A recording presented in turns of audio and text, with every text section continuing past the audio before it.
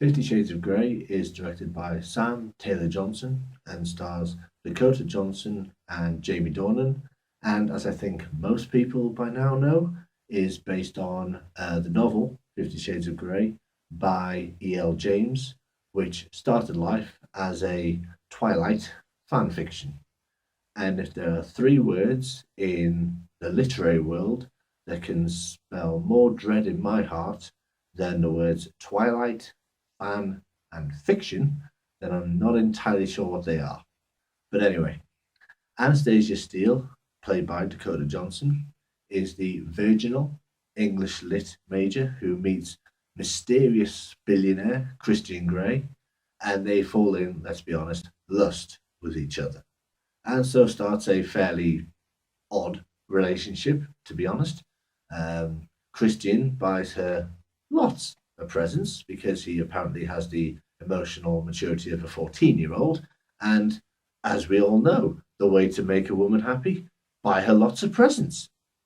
Christian soon tells Anastasia that he has somewhat acquired tastes, shall we say, in the bedroom. He is somewhat kinky. And pretty much for the rest of the film, Anastasia spends her time umming and ahhing over whether to accept his demands and become his submissive. We have a few scenes of domination, which she certainly seems to enjoy. And yeah, that's pretty much it, really. Now, I've got to be honest, God, this film was boring. I know I'm not the target audience for this film. I'm well aware of the fact. I mean, I like a good plot and I like characters with depth and I like a relationship that you can actually believe in. This film has absolutely none of them at all. The characters are so one dimensional, it's almost unbelievable. Both of them. I mean, Christian Grey is a billionaire who is into kinky stuff. He was introduced to it as a kid. That's all you need to know about him, pretty much. And Anastasia, she fancies Christian and she's a virgin and she does English lit. That's basic. That is actually all we know about her as far as I can remember. The characters have zero chemistry with each other. It's actually quite laughable. And there is very little plot, to be honest. It is literally boy meets girl meets boy. They fancy each other. Boy is kind of kinky. Girl can't decide whether to do it or not. There's your film. And of course, because there's zero chemistry between the characters, the eroticism, this is essentially an erotic drama. The eroticism is, I laughed during the sex scenes, and I mean that. I actually laughed. Because there's no chemistry, you don't believe any of it whatsoever. At all. This film is about as erotic and sexy as getting hit in the face with a wet fish by a clown.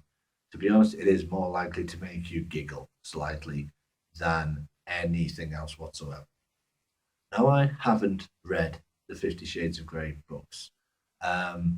The closest I have come to this is literally watching a clip that I'm fairly sure will be available on YouTube of Charles Dance reading a passage from the book, and that was enough for me to steer clear of it forever because all that involved was kinky fuckery and inner goddesses on bended knee. That was more than enough for me.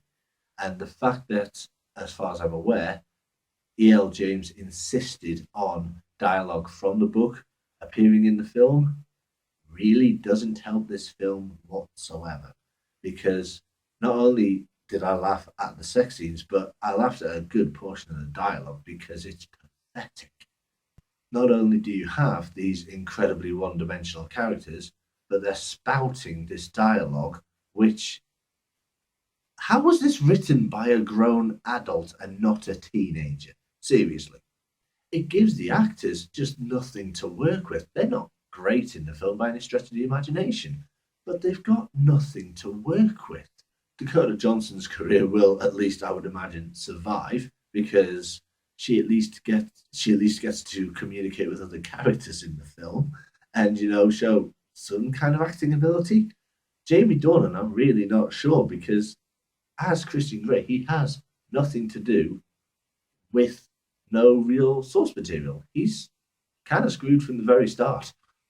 And I kind of feel sorry in a way for Sam Taylor Johnson because, as far as I know, she wanted to do the adaptation without this dialogue from E.L. James, but E.L. James insisted. And that again leaves her with this base material to work from, this source material.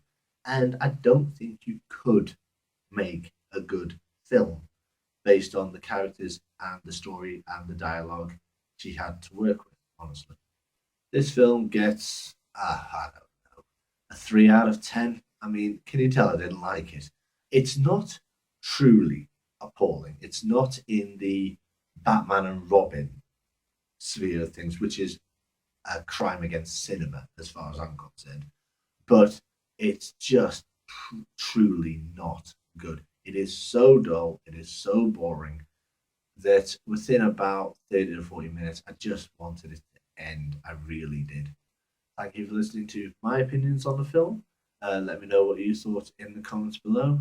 And of course, feel free to like the video or subscribe.